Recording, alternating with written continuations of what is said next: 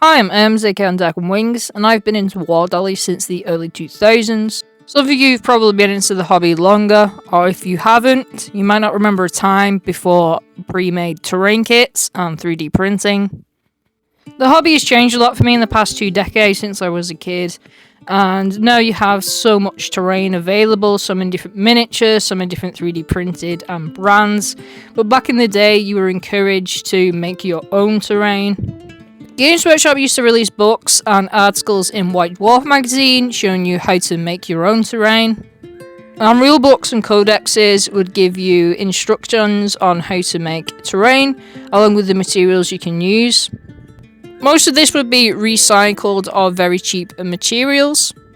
And I still have a lot of my rule books from those days as well, which I've been having a look through. And there's a lot of really cool examples.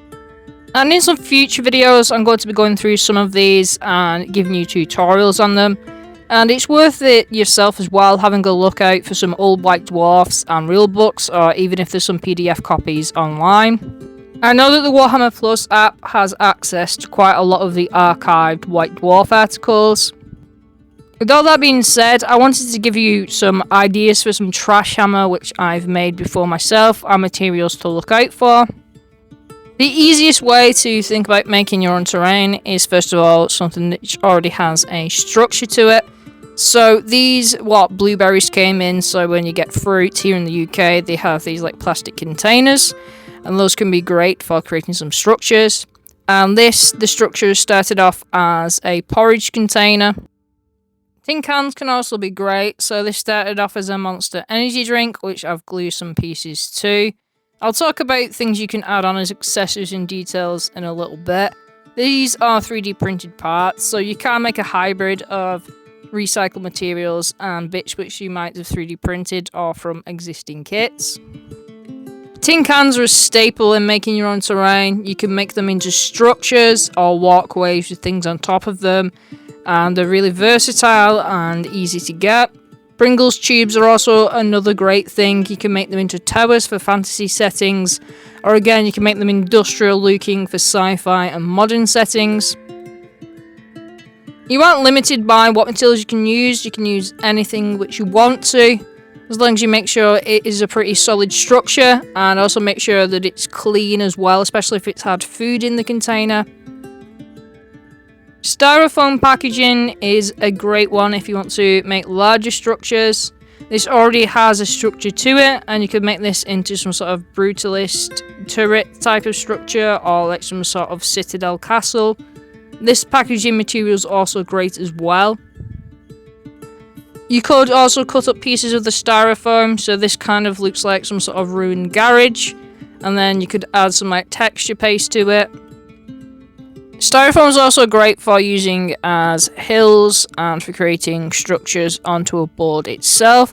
You can create craters with them, and insulation foam works similar as well.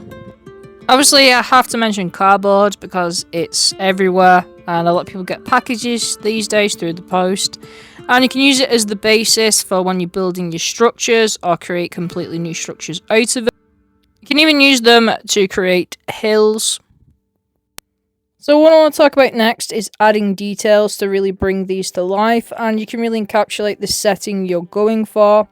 So one of the things I like to use quite a lot of is these drinking straws, and you can get these free from cafes or buy them in a box really cheap. And they really do look like industrial piping. You can also use plumbing connection pipes. Have a look out for these type of pipes, the plastic PVC ones. Washing machine drainage pipes you can buy separately, or have a look for some free ones. And PVC conduit pipes are also great.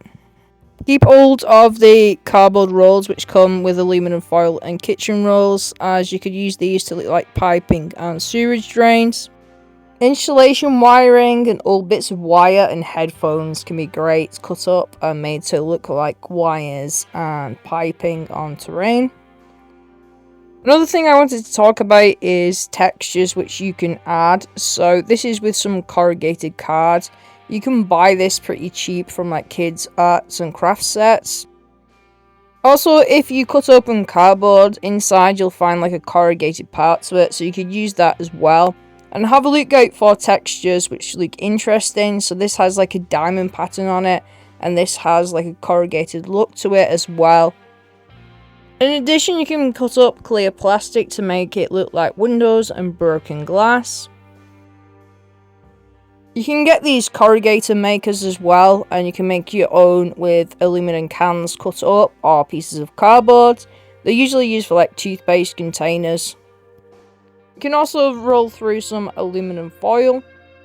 There's this stuff called a bodywork mesh, which is great for making structures with, as well as the bits you can get off fish tank filters, and you can make entire structures with them, or you can make them into chain link fences and additional materials you can add to your structures. Another thing I really like to add is these bottle tops or squeezy yogurts and off soda pop bottles.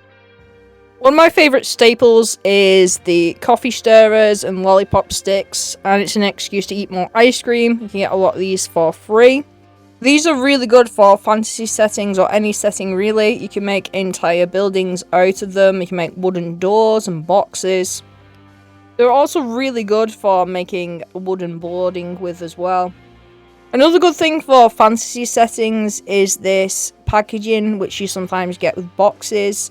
You can use this to make thatch roofs. And when I mentioned styrofoam before, you can cut it up and make some bricks, then add that to some structures as well. Barricades are also easy to make. Just get some cardboard and then stick a load of different bits and pieces to it. The other thing I wanted to talk about is cheaper materials. So tile grout is fantastic for creating texture. You can add it to cardboard and to boxes, etc., and make it look like concrete or some sort of masonry work. And you can literally just cut up some styrofoam and add some grout and some sand to it to make some jersey looking barriers. I wanted to talk about basing materials as well, which you can add to these terrain projects. So a lot of companies sell these pre-done pots. Aquarium sand is a really good alternative for making it yourself. And also you can get like slate and rocks and things from garden centres. Or you can even just go outside in your garden or a park and pick up a few rocks and pieces. Coffee grains are also great for texture if you dry them out. And sponges as well. If you blend them up and add some colour, you can make your own flock. Another underappreciated resource, which is obviously you pay for the sprue. But if you cut up pieces of sprue, you can make them into rubble. One thing I recommend buying to add to your arsenal is cheap clay. Clay is incredibly versatile and you can do a lot with it. I like to use plasticine molds with the clay. You can make some interesting shapes, as well as like chocolate molds as well.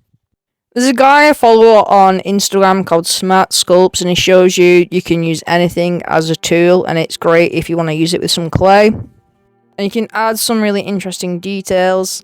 I'll put the link in the description below where you can find him.